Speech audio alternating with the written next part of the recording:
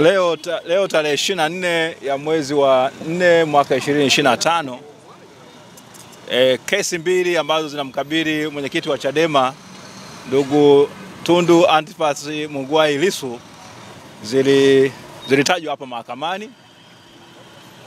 Mtuhumiwa au mshtakiwa Tundu Antipas Lissu akuja mahakamani kwa sababu mahakama ilikuwa imetoa amri jana usiku kwamba kesi hizi zitaendelea kwa njia ya mtandao. Na hiyo ni taarifa ambayo mawakili tumeipata saa 3:07 usiku. Mara ya kwanza tulikuwa tunaamini kwamba kesi itasikilizwa kama ambavyo ilikuwa imeamriwa mnamo tarehe 10 ya mwezi wa 4 2025 kwamba zingetajwa leo na pengine maelekezo zaidi. Ile kesi ya kuchapisha habari za uongo ilikuwa ni kwamba leo ndio ifanye usikilizaji wa awali, na baada ya hapo kuweza kupata amri nyingine kuweza kujua nini kitaendelea, kwa sababu upande wa mashtaka ulikuwa umeshaambia mahakama kwamba upelelezi umekamilika. Ile kesi ya tuhuma juu ya uhaini, hiyo tulikuwa tumeambiwa kwamba upelelezi haujakamilika, na leo ilikuwa ni siku ya kuweza kutajwa kwa kesi.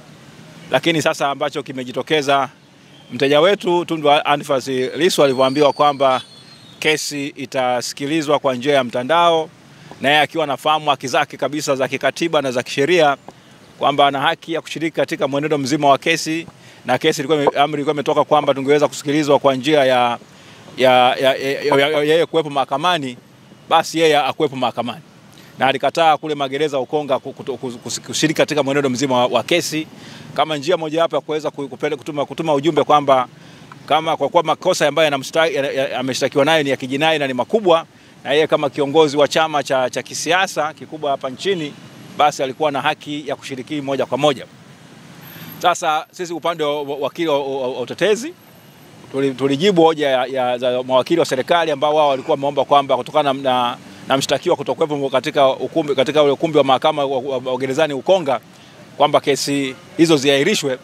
Tulikuwa na mapingamizi ambayo na maombi ambayo tuliyaomba kwamba tuliomba mahakama kwanza chini ya hakimu Muhini kwamba amri zitolewe kwamba mteja wetu aje mahakamani, wale ambao wamemshikilia kule ndani wao wanamleta mahakamani, na kwamba alinyimwa haki ya kuweza kuonana na mawakili wake, kwa sababu mawakili wote tumekwenda kule juzi na jana tukuweza kumuona, ilipokuwa ni mwenzetu tu mmoja ambaye alifanikiwa kumuona juzi kwa muda mfupi, lakini kwa kuzungumza naye kwa njia ya simu na kwenye kioo, kwamba kiasi kwamba ile haki yake, ule usiri kati ya wakili na mteja wake ilikuwa haipo kabisa. Kwa maana hiyo kile kilichofanyika ambacho wakili aliyemuona siku ya juzi alikifanya hakikuwa kwa kweli kama ni mazungumzo kati ya wakili na mteja wake.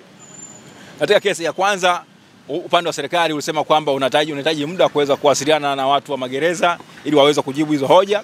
Kwa hiyo kesi hiyo imeahirishwa hadi Jumatatu tarehe 28 ya mwezi wa 4 saa 3 asubuhi ili upande wa jamhuri uweze kujibu madai yetu au maelezo yetu, hoja zetu zile. Na kesi ya pili ya uhaini baadaye ilikuwa chini ya hakimu mfawidhi Kiswaga, ambaye hoja kama zile zilijitokeza, lakini upande wa serikali safari wakaweza kujibu hizo hoja, na sisi tulionyesha kwamba namna gani ambavyo haki za mteja wetu za kikatiba na za kisheria na pamoja na za kanuni na za zile maazimio au maagano mbalimbali ya kimataifa ambayo Tanzania ni mwanachama wake, ambaye analinda haki za binadamu na watu, jinsi ambavyo zimekiukwa. Sasa tukawa tufanya hizo hoja kwa muda mrefu, na baadaye upande wa serikali wakajibu, na sisi tukafanya mabezo ya mwisho, na mwisho wa siku ikawa ni kwamba hakimu ametoa uamuzi wake kwa kwamba amekataa hoja za upande wa utetezi, na ameamuru kwamba mahakama ina haki ya kuweza kuendelea na kuendesha shauri kwa misingi ya kusikiliza kimtandao bila mteja wetu kuletwa mahakamani. Lakini sasa sisi ndio amri ambayo tulionayo hivi sasa. Kwa hiyo ni jukumu letu upande wa mawakili wa utetezi kwenda kukaa chini na kutafakari kitu gani cha kufanya ili kuweza kulinda haki za mteja wetu. Kwa hiyo hapo ndipo tulipo. Kama mlivyoweza kuona ni kwamba kutokana na sisi kesi hii kuendeshwa kimtandao, hata nyie waandishi wa habari hamkuweza kushiriki, na vile vile watu wengi hawakuweza kushiriki, lakini jaji amesema hakimu amesema njia ya mtandao inawafanya watu wengi zaidi kuweza hata kushiriki. Sasa sijajua tutabidi swala ni kwamba hiyo ni hukumu ambayo umma inatakiwa iweze kutoa juu ya maamuzi hayo ya mahakama. Kwa hiyo hapo ndipo tulipo, lakini tunafahamu watu wengi sana ambao ni wapenzi, ndugu na jamaa wa Lissu pamoja na viongozi wenzake wa Chadema walitaka kushiriki katika kesi hii wakashindwa, na tumepata habari kwamba wengine wamepigwa na kuna habari ambazo hatujathibitisha kwamba kuna mwingine ameuawa. Sasa haya yote ni masuala ambayo kwa kweli yanatia mashaka na mustakabali mzima wa namna ya kuendesha haki jinai katika nchi yetu. Kwa hiyo basi nyewe waandishi wa habari ambao mlikuwepo, ambao mmefuatilia hizo habari, vyema mkazichunguza na kuweza kutoa taswira sahihi kwa umma juu ya mambo yameendelea hivi leo.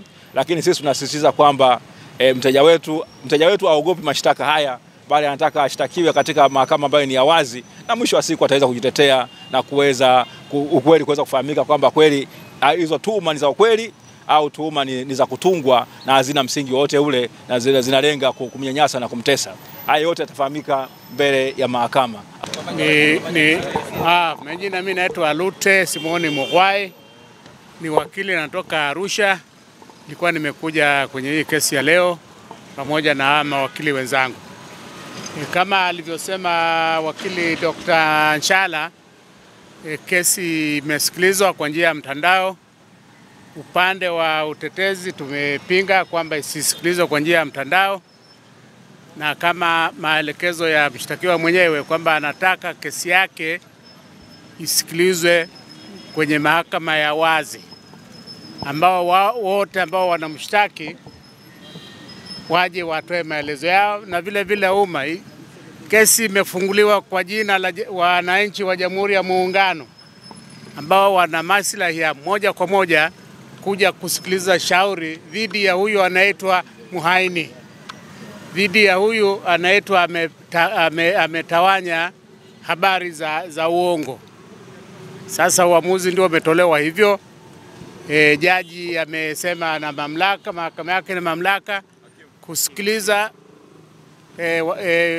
hakimu kusikiliza kwa njia ya mtandao, pamoja na kwamba mshtakiwa ameweka wazi kwamba hawezi kushiriki shauri hilo kwa njia ya mtandao bila umma wa Tanzania wawepo.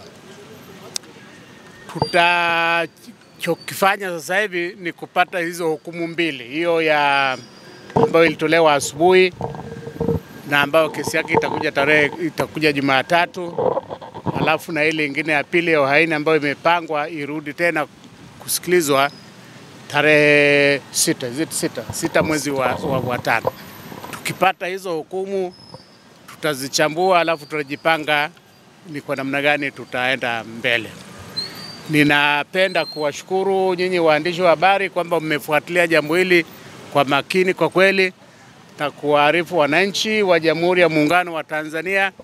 Naomba tuendelee na moyo huo, kwa sababu ndio elimu yenyewe. Tusikate tamaa kuwahabarisha dini watu. Na nitaomba, kwa vile waandishi wa habari wako wengi na mnatengeneza hela, hizo taarifa mnazozitoa kwa umma ziwe ni za kweli.